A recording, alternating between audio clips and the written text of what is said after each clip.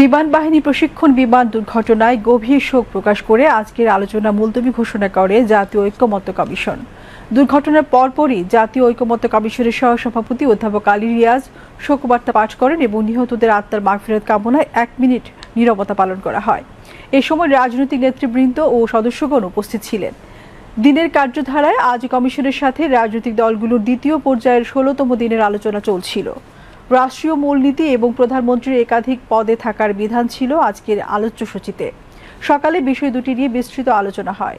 আলোচনার শুরুতে অধ্যাপক আলী রিয়াজ বলেন, রাজনৈতিক দলগুলো সহযোগিতা করলে আগামী 10 দিনের মধ্যে জাতীয় সনদ তৈরি সম্ভব। বাংলাদেশ জাতীয়তাবাদী দল বিএনপি, বাংলাদেশ জামায়াতে ইসলামী, জাতীয় নাগরিক পার্টি এনসিপি, গণ অধিকার পরিষদ, গণসংহতি, বাংলাদেশ কমিউনিস্ট পার্টি সিপিবি, বিপ্লবী ওয়ার্কার্স পার্টি, আমার বাংলাদেশ এবি পার্টি সহ 30টি রাজনৈতিক দলের প্রতিনিধিগণ অংশগ্রহণ করেন।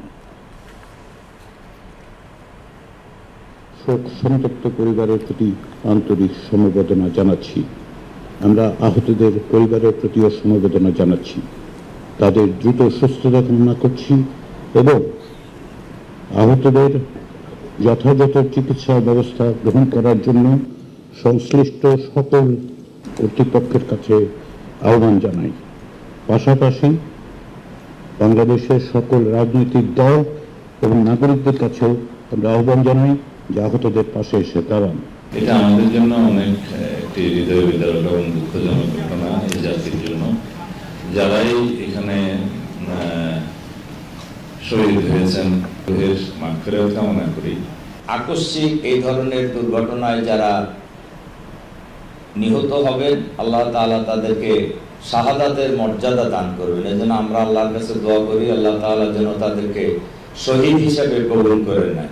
আমরা আহ্বান জানাবো সরকারের পক্ষ থেকে বিশেষ গুরুত্ব দিয়ে যারা আহত হয়েছেন তাদেরকে যেন দ্রুত এবং সুচিকিৎসা প্রদান করা হয় এবং একই সাথে যারা নিহত হয়েছেন তাদের পরিবারের প্রতিও যেন যথাযথ সম্মান এবং সমবেদনা জ্ঞাপন করা হয়।